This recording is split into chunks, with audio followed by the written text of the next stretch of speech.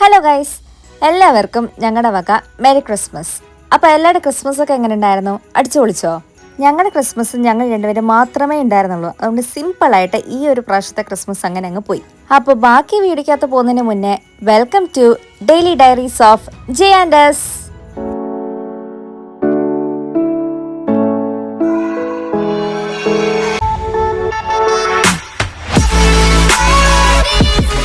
അപ്പോൾ ഇന്നത്തെ Christmas special video December 24th 25th കൂടി കൊളാബ് ചെയ്ത വീഡിയോ ആണ് കേട്ടോ. അപ്പോൾ ഇത് ഡിസംബർ 24 ഞാൻ രാവിലെ തന്നെ ഒരു അടിപൊളി കോഫി അങ്ങോട്ട് ഉണ്ടാക്കി സ്റ്റാർട്ട് ചെയ്യാമെന്ന് വെച്ചു. ഇന്നലെ തന്നെ അച്ഛൻ്റെ അടുത്ത് പറഞ്ഞിട്ടുണ്ടായിരുന്നു, നാളെ എന്തായാലും നീ കിച്ചണിൽ കയറി അങ്ങനെ അധികം പണികളും കാര്യങ്ങളും ഒന്നും ചെയ്യേണ്ടതാണ്, ആ കോഫി മാത്രം ഉണ്ടാക്കിയാൽ മതി എന്നുള്ളതാണ്. അതുകൊണ്ട് ഇന്നത്തെ ബ്രേക്ക്ഫാസ്റ്റ് കോഫി മാത്രമുള്ളൂ, വേറെ ഒരു കാര്യം ഞാൻ ഉണ്ടാക്കിയിട്ടില്ല.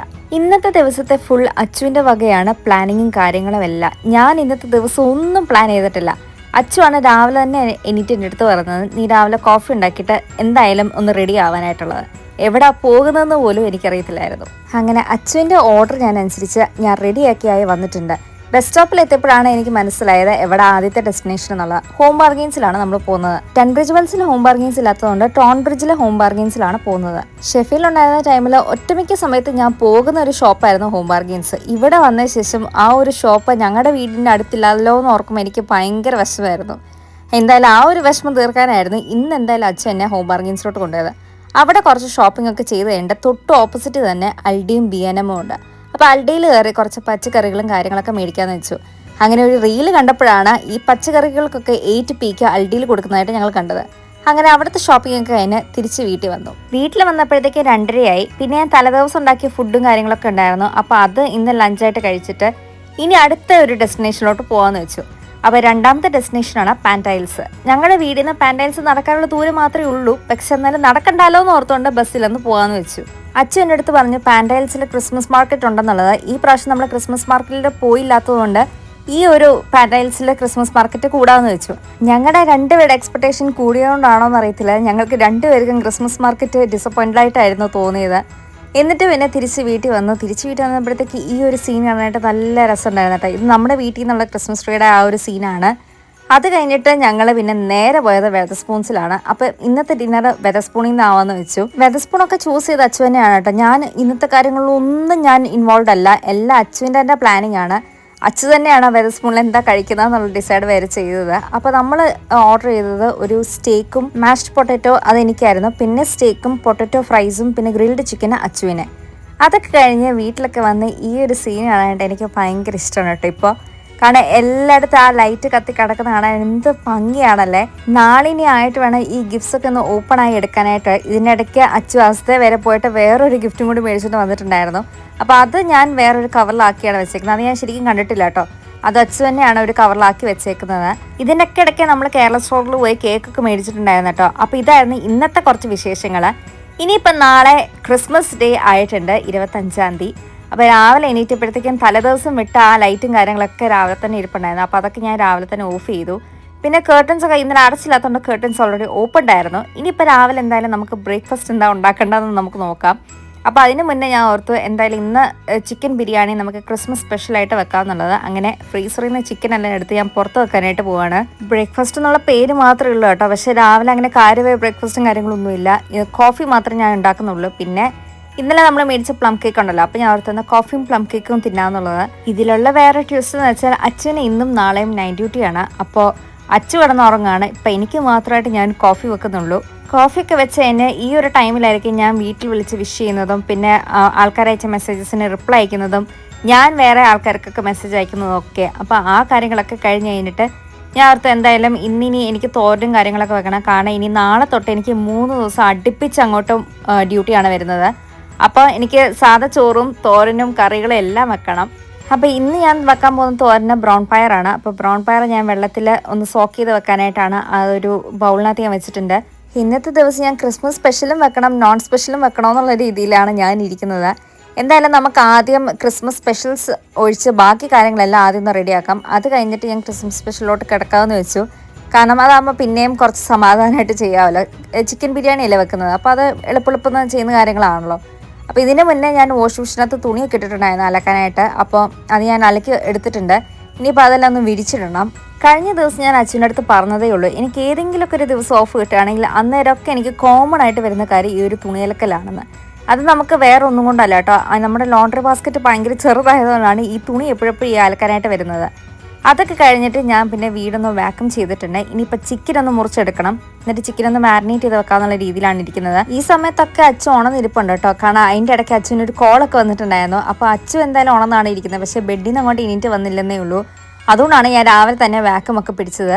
അപ്പോൾ ചിക്കൻ മസാല ഞാൻ പുരട്ടാനായിട്ട് പോകുന്നത് നമ്മുടെ സാധാരണ ഒരു കോമൺ മസാലയാണ്. മല്ലിപ്പൊടി, മുളക് പൊടി, ഗരം മസാല, മഞ്ഞൾപ്പൊടി, ഉപ്പ്, ഇത്രയും കാര്യങ്ങൾ മാത്രമേ ഉള്ളൂ ആ ഒരു മസാലയ്ക്ക്. കാരണം ചിക്കൻ ബിരിയാണിയല്ലേ വെക്കുന്നത്, അപ്പോൾ ഞാൻ അവിടെ തന്നെ പിന്നെ നമ്മുടെ കോമൺ ആയിട്ടുള്ള ആ ഒരു മസാല അങ്ങ് വെക്കാമെന്നുള്ളത്. ഞാൻ ആകെ കാണിച്ചൊരു മിസ്റ്റേക്ക് എന്താണെന്ന് വെച്ചാൽ ഡ്രം സ്റ്റിക്ക് പീസസ് മേടിച്ചില്ല. കാരണം ഞാൻ ചിക്കൻ ബിരിയാണി വെക്കണ്ട എന്നുള്ള രീതിയിലായിരുന്നു ആദ്യമൊക്കെ പ്ലാൻ ചെയ്തത്. പിന്നെ ഇന്നാണ് ശരിക്കും പ്ലാനിങ് ഒക്കെ മാറിയത്. ഞാൻ ചിക്കൻ ബിരിയാണി വെക്കാമെന്നുള്ള പ്ലാനിങ് ഇന്നാണ് ഞാൻ ചെയ്തത്. അങ്ങനെ എന്തായാലും ചിക്കനൊക്കെ മാരിനേറ്റ് ചെയ്ത് ഞാൻ ഫ്രിഡ്ജിലോട്ട് കയറ്റിയിട്ടുണ്ട്. ഇനിയിപ്പോൾ നമ്മുടെ തോരനും പിന്നെ കറികളും കാര്യങ്ങളൊക്കെ ഉണ്ടാക്കാം. അപ്പോൾ തോരനായിട്ട് ഞാൻ നേരത്തെ പറഞ്ഞല്ലോ ഉണ്ടാക്കുന്നത് ബ്രൗൺ പയർ തോരനാണ്. കറിയായിട്ട് വെക്കാനായിട്ട് പോകുന്നത് പരിപ്പ് കറിയാണ്.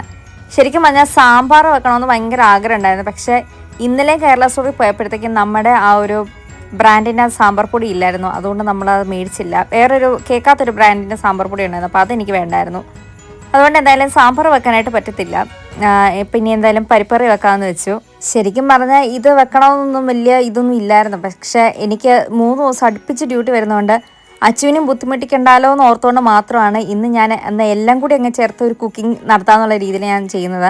അതാകുമ്പോൾ പിന്നെ ഡ്യൂട്ടി കഴിഞ്ഞ് വന്നിട്ട് പിന്നെ അത് ഓവനിലെടുത്ത് ചൂടാക്കിയാൽ മതിയല്ലോ. ഡ്യൂട്ടി ചെയ്യുക, വരിക, കുളിക്കുക, പിന്നെ കഴിക്കുക, കിടന്നുറങ്ങുക, എന്ത് എളുപ്പം നല്ല പണി കഴിഞ്ഞത്. അപ്പോൾ എളുപ്പപ്പണി ചെയ്യാനായിട്ട് ഇന്ന് കുറച്ച് കഷ്ടപ്പെട്ടാലും കുഴപ്പമൊന്നുമില്ലല്ലോ.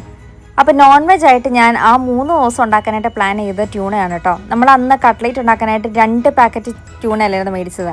അപ്പോൾ അതിൽ 1 പാക്കറ്റ് ട്യൂണ ഞാൻ ഇന്ന് എടുക്കാമെന്ന് വെച്ചു. അങ്ങനെ കുറച്ച് മാത്രമേ ഉണ്ടായിരുന്നുള്ളൂ. അപ്പോൾ അതിന് ഞാൻ ഉള്ളിയൊക്കെ ഇട്ട് ഒന്ന് വരട്ടിയെടുക്കുന്നുണ്ട്. പിന്നെ അതിനകത്ത് ഞാൻ ഇട്ട മസാല എന്ന് വെച്ചാൽ ഓൾ പർപ്പസ് സീസണിങ്ങും പിന്നെ ചൈനീസ് മസാല ഉണ്ടായിരുന്നു. ഈ 2 മാത്രം ഞാൻ ഇതിനകത്ത് ഇട്ടിട്ടുള്ളൂ. ടേസ്റ്റ് വൈസ് വലിയ പ്രശ്നമൊന്നുമില്ല കേട്ടോ. പിന്നെ ഞാൻ നേരത്തെ എപ്പോഴും പറയുന്നത് പോലെ തന്നെ ഓൾ പർപ്പസ് സീസണിങ് ഇടുന്ന ടൈമിൽ സോൾട്ട് ഇടാതിരിക്കാനായിട്ട് നോക്കുക. ഇനി ആ ഒരു കാര്യം സെറ്റായിട്ടുണ്ട്. ഇനി അടുത്ത ഒരു കാര്യം ഞാൻ സെറ്റാക്കിയത് പരിപ്പറിയാണ്. പരിപ്പറിയൊക്കെ സെറ്റായി എല്ലാം കടുക്കൊന്ന് വറുത്തൊക്കെ വന്നിട്ടുണ്ട്. ഇനി അത് ആ സെയിം കുക്കർ തന്നെ കഴുകിയിട്ട് അതിനകത്ത് തന്നെ ഞാൻ പയറുതോരൻ വെക്കാന്നുള്ള രീതിയിലാണ് ഇരിക്കുന്നത്. അതാകുമ്പോൾ എൻ്റെ ആ 3 ദിവസത്തേക്കുള്ള ഫുഡ് കാര്യങ്ങളെല്ലാം സെറ്റാവും. പിന്നെ ചോറ് മാത്രം വെച്ചാൽ മതി. അത് ഞാൻ അച്ഛനെ ഏൽപ്പിച്ചിട്ടുണ്ട്. കാരണം ചോറ് ഞാനിപ്പോൾ വെച്ച് കഴിഞ്ഞാൽ പിന്നെ 3 ദിവസം എനിക്ക് അങ്ങനെ വെക്കാനായിട്ട് പറ്റത്തില്ല. കാരണം ഇടയ്ക്ക് ആകുമ്പോഴത്തേക്ക് ചോറ് പെട്ടെന്ന് വലിക്കുന്ന സാധനമല്ലേ. അപ്പോൾ അത് മാത്രം അച്ഛനെ ഞാൻ ഏൽപ്പിച്ചിട്ടുണ്ട്. അപ്പോൾ കാര്യങ്ങൾ അതെല്ലാം സെറ്റായി വന്നിട്ടുണ്ട്. ഇനിയിപ്പോൾ ഇന്നത്തെ സ്പെഷ്യലോട്ട് നമുക്ക് അങ്ങോട്ട് കിടക്കാം. അപ്പോൾ ബിരിയാണിയുടെ ഫസ്റ്റ് തുടക്കമാണല്ലോ ഈ ഒരു നട്ട്സ് ഫ്രൈയിങ്. ക്രിസ്മസ് നമ്മുടെ കയ്യിൽ ഇല്ലായിരുന്നു കേട്ടോ, അതുകൊണ്ടാണ് നട്ട്സ് മാത്രം അതിനകത്ത് വന്നത്. പിന്നെ നട്ട്സൊക്കെ വറുത്തൊക്കെ എടുത്തിട്ടുണ്ട്. ഇനിയിപ്പോൾ ഉള്ളിയൊക്കെ അങ്ങോട്ട് ബ്രൗൺ ആക്കി അങ്ങോട്ട് എടുത്തിട്ടുണ്ട്. അപ്പോൾ ആ 2 കാര്യങ്ങൾ അങ്ങോട്ട് സെറ്റായി വന്നിട്ടുണ്ട്. ഇനിയിപ്പോൾ ആ സെയിം പാത്രത്തിൽ തന്നെ ആ സെയിം നെയ്യിൽ തന്നെ ഞാൻ ഓർത്ത് ചിക്കനൊക്കെ ഒന്ന് ഫ്രൈ ചെയ്തെടുക്കാമെന്നുള്ളത്. അപ്പം നെയ്യ് ഞാൻ നേരത്തെ ഒരു വ്ളോഗിനകത്ത് കാണിച്ചിട്ടുണ്ടായിരുന്നു. ഞാൻ നെയ്യ് ഉണ്ടാക്കിയത് നമ്മളുണ്ടാക്കിയ സെയിം നെയ്യ് തന്നെയാണ് എടുത്തത്. ഇതിനകത്തുള്ളൊരു മെയിൻ ട്വിസ്റ്റ് എന്ന് വെച്ചാൽ ബിരിയാണി റൈസ് വെച്ചിട്ടല്ല നമ്മൾ ബിരിയാണി വെച്ചത്, ബസ്മതി റൈസ് ആയിരുന്നു ഉണ്ടായിരുന്നത്. ബിരിയാണി റൈസ് തീർന്നു പോയുള്ള സത്യം ഞാൻ അന്നേരമായിരുന്നു മനസ്സിലാക്കിയത്. എന്തായാലും ബസ്മതി റൈസ് വെച്ചിട്ട് നമ്മൾ നേരത്തെ ട്രൈ ചെയ്തിട്ടുമുണ്ട്, അതുകൊണ്ട് വലിയ പ്രശ്നമൊന്നുമില്ലായിരുന്നു. അങ്ങനെ എല്ലാ ഫുഡും റെഡി ആക്കിയിട്ട് ഞാൻ കണ്ടു നമ്മുടെ ടേബിളിൽ അങ്ങോട്ട് നിരത്തി വെച്ചിട്ടുണ്ട്. ഇത്രയും സാധനങ്ങളാണ് ഞാൻ ഇന്ന് വെച്ചിട്ടുണ്ടായിരുന്നത്. എൻ്റെ കൊച്ചിലോട്ട് ഞാൻ കണ്ടുവരുന്നൊരു കാര്യമാണ് ക്രിസ്മസിന് ഇങ്ങനെ ബിരിയാണി ഉണ്ടാക്കുന്നത്. അപ്പോൾ ആ സെയിം സ്വഭാവം തന്നെയാണ് എനിക്കും വന്നത്. ക്രിസ്മസിന് ഈ പ്രാവശ്യം ഞാൻ ബിരിയാണി തന്നെയാണ് വെച്ചത്. ഒരു വെറൈറ്റി പിടിക്കാന്നുള്ള രീതിയിലായിരുന്നു ഞാൻ ഇരുന്നത്, പക്ഷെ അത് നടന്നില്ല. എന്തായാലും ബിരിയാണിയിൽ തന്നെ നമ്മളങ്ങ് ഒതുക്കി. ഇനി കഴിച്ചൊക്കെ കഴിഞ്ഞ് നമ്മളിനി ഗിഫ്റ്റ്സ് അങ്ങോട്ട് പൊട്ടിക്കാനായിട്ട് പോവാണ്. അപ്പം അച്ഛന് ഞാൻ കൊടുത്ത ഗിഫ്റ്റ്സ് അച്ഛന് ഒരു ക്ലൂ ഇല്ല അതെന്തൊക്കെയായിരുന്നു എന്നുള്ളത്. ഗിഫ്റ്റ് പൊട്ടിക്കുന്ന അൺബോക്സിംഗ് ഒന്നും എനിക്ക് എടുക്കാനായിട്ട് പറ്റിയില്ല കേട്ടോ. അപ്പോൾ ഇതായിരുന്നു ഞാൻ അച്ഛന് കൊടുത്തത്. ഒരു ടോബ്ലറോണിൻ്റെ ചോക്ലേറ്റ്, സെലിബ്രേഷൻ്റെ ചോക്ലേറ്റും 2 ബ്ലാക്ക് പാൻസ് ആയിരുന്നു. പിന്നെ അതിന് അച്ഛൻ എനിക്ക് മേടിച്ചു തന്ന ഗിഫ്റ്റ്സ് ആയിരുന്നു ഇത്രയും. എനിക്കിത് ഭയങ്കരമായിട്ട് ഇഷ്ടപ്പെട്ടിട്ട് ഞാൻ എക്സ്പെക്ട് ചെയ്യാത്ത സാധനങ്ങളായിരുന്നു എനിക്ക് ഗിഫ്റ്റായിട്ട് കിട്ടിയത്. ഇനിയിപ്പം എൻ്റെ പ്ലാൻ സെക്ഷനിലോട്ട് ഞാൻ അങ്ങോട്ട് കിടക്കാമെന്ന് വെച്ചാൽ എനിക്ക് കുറച്ച് പ്ലാൻ പോട്ട്സ് ഇങ്ങോട്ട് കൊണ്ട് മാറ്റി കൊടുക്കണമെന്നുണ്ടായിരുന്നു. ഈ വീടിന് ഡിസൈനുള്ള ഇതൊരു പ്ലാൻ പോട്ടാണ് കേട്ടോ. ഇത് B&Qന്ന് ഞാൻ മേടിച്ചതായിരുന്നു. ഇത് ശരിക്കും പറഞ്ഞാൽ ഇതിന് ഒറിജിനൽ പ്രൈസ് 7 പൗണ്ട് ആയിരുന്നു. പക്ഷേ ആ ടൈമിൽ ഇത് സെയിലിലായിരുന്നു. അപ്പോൾ എനിക്ക് 3.5 പൗണ്ടിനാണ് ഇത് കിട്ടിയത്. പക്ഷേ അതിനകത്തിരുന്ന ആ പ്ലാന്റ് അല്ല കേട്ടോ, ഈ ഒരു പ്ലാന്റില്ലേ, ഈ ഒരു റെഡ് ഫ്ലവേഴ്സ് ഉള്ള ഇതായിരുന്നു അതിനകത്തിരുന്ന് ഉണ്ടായിരുന്ന ആ ഒരു പ്ലാന്റ്. അപ്പോൾ ഞാൻ അങ്ങോട്ടൊക്കെ ഒന്ന് ഫുള്ളൊന്നും മാറ്റി ഒന്ന് കൊടുത്തിട്ടുണ്ട്. ഇപ്പം എൻ്റെ ഔട്ടർ ഗാർഡൻ കാണാൻ നല്ല ഭംഗിയില്ലേ, എനിക്കിത് ഭയങ്കരമായിട്ട് ഇഷ്ടപ്പെട്ടു കേട്ടോ. ഇനി വേറൊരു കാര്യം ചെയ്യാനായിട്ടുള്ളത്, നമ്മൾ ഇന്നലെ മേടിച്ച ഒരു പ്ലം കേക്ക് ബാക്കി എക്സ്ട്രാ ആയിട്ട് കിടപ്പുണ്ടായിരുന്നു. അപ്പോൾ അതിനെല്ലാം ഒന്ന് പീസ് ആക്കാമെന്ന് വെച്ചു. അങ്ങനെ അതോടെ എൻ്റെ ഇന്നത്തെ വ്ളോഗ് ഞാൻ എൻഡ് ചെയ്യാനായിട്ട് പോവാണ്. അപ്പോൾ വേറൊരു വ്ളോഗ് വരുന്നവരെ till then this is daily diaries of ജിയാൻഡ സൈനിങ് ഓഫ്.